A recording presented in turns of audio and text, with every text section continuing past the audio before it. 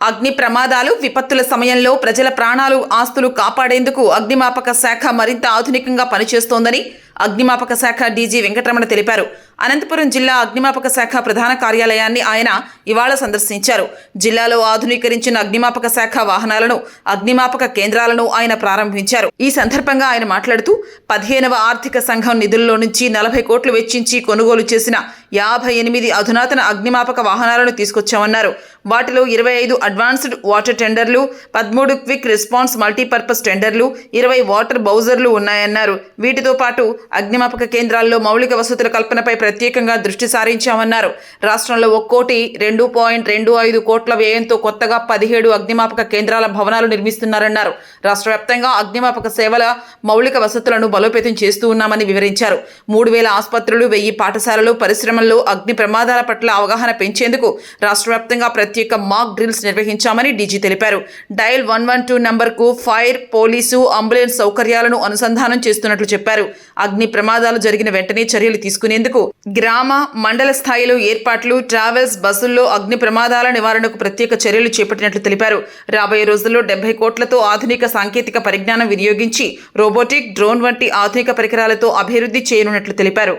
Department యొక్క progress, తర్వాత మన జిల్లా అంటే మన జిల్లా ఎందుకంటే నేను ఈ జిల్లా వాసిని కాబట్టి, సో ఈ జిల్లా ప్రోగ్రెస్ ఎలా ఉంది, ప్రోగ్రెస్ రిపోర్ట్ ఒకసారి రివ్యూ చేద్దామనేసి ఇలా జిల్లా పర్యటనలకు రావడం జరిగింది. నిన్న నంద్యాల అండ్ కర్నూలు రివ్యూ చేశాను.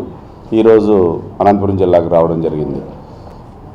ముఖ్యంగా ఈ 1 year కాలంలో మా అగ్నిమాపక శాఖ ఇతోధికంగా మేము డెవలప్ చేయడం జరిగింది. వెహికల్స్ అయితేనేమి, తర్వాత మిగతా ఫైర్ స్టేషన్లో ఉన్న చిన్న చితగా బాధలన్నీ ఒకటొకటి ఫేస్డ్ అవుట్ చేసుకుంటూ, అంటే మన్నుకు సంబంధించి అమ్యూనిటీస్ కానీ, వాళ్ళ ఫైర్ స్టేషన్లో మినిమం అమ్యూనిటీసు ప్లస్ వాళ్ళకు ఉన్న అంటే వెహికల్స్ ఉన్న ప్రాబ్లమ్స్ అంటే రిపేర్స్ అయితేనేమి, సో పబ్లిక్ మనము క్విక్గా రెస్పాండ్ కావాలి. ప్లస్ నేషనల్ యావరేజ్ కంటే కూడా మనం తగ్గించుకోవడానికి ఏమేమి కౌంటర్ మెజర్స్ చేయాలనేసి ప్లానింగ్తో మేము ఈ 1 year రావడం జరిగింది. దానివల్ల మ్యాక్సిమం రెస్పాన్స్ టైం మేము రూరల్ అండ్ అర్బన్ ఏరియాలో చాలా వరకు తగ్గించడం జరిగింది. అంటే ఇంకా నేషనల్ యావరేజ్కు కొంతంగా వెనకబడి ఉన్నాము. దాన్ని ఓవర్కమ్ కావడానికి కొన్ని గ్యాప్స్ ఉన్నాయి. ఆ గ్యాప్స్నన్నీ కంప్లీట్ చేసుకొని మనము ఈ ఇయర్లో ఒక ప్లానింగ్తో వెళ్తున్నాము. ఆ గ్యాప్స్ మనం క్లియర్ చేసుకోగలిగితే ఇంకా రెస్పాన్స్ టైంను మినిమైజ్ చేయడానికి అవకాశం ఉంటుంది. సో టోటల్ 75 వెహికల్స్ రీప్లేస్ అయినాయి ఫస్ట్ అండ్ సెకండ్ ఫేజ్లో. అనదర్ 34 వెహికల్స్ రావాల్సి ఉన్నాయి.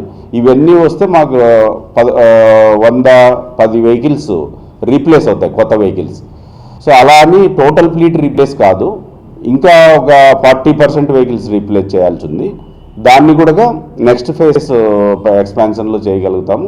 సో దీనివల్ల ఏమిటంటే ఎప్పుడు కూడా 20 years బ్యాక్ ఉన్న వెహికల్స్ అన్నీ, ఏజ్ ఓల్డ్ వెహికల్స్ అన్నీ రీప్లేస్ చేయడం జరిగింది. దాంట్లో కొంత మోడర్నైజేషన్ కూడా చేయడం జరిగింది. అంటే యాక్చువల్గా ఒక ట్రెడిషనల్ వెహికల్లో ఓన్లీ వాటర్ ఉండి తర్వాత విలేజ్లకు వెళ్ళినప్పుడు ఆ వాటర్ ఒకటే వాడుకోవడం అవన్నీ జరగడం జరిగేది. ఇప్పుడు ఏం లేదు, దాంట్లో పౌడరు, తర్వాత పోము ఇలాంటి మెటీరియల్ కూడా ఉండి, తర్వాత వాటర్ ట్యాంక్స్ కెపాసిటీ 4,500 ఉంది, దాన్ని 5,000కు ఎన్హాన్స్ చేసాము. తర్వాత మైల్డ్ స్టీల్తో కన్స్ట్రక్షన్ అయ్యేది.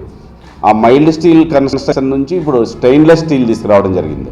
ఆ మైల్డ్ స్టీల్తో కన్స్ట్రక్షన్ చేయడం వల్ల ఏమవుతుందంటే వెహికల్ ఒక 5-6 years అయిన తర్వాత డ్యామేజ్ అయిపోయి పిన్ హోల్స్ పడిపోయి వాటర్ లీకేజ్ ఇవన్నీ ఉండేవి. ఇప్పుడు స్టెయిన్లెస్ స్టీల్తో ట్యాంక్ కన్స్ట్రక్ట్ చేయడం వల్ల దాని లాంగ్విటీ ఎక్కువ వస్తుంది, మన్నిక్ కూడా ఎక్కువ ఉంటుంది. కాబట్టి రూరల్లో ఇబ్బంది లేకోకుండా ఇంకా అడ్వాన్స్మెంట్ ఇలా 3 phases చేయడం జరుగుతుంది. ఇప్పుడు 2వ phase అయిపోయింది, 3వ phaseకి వెళ్తున్నాము.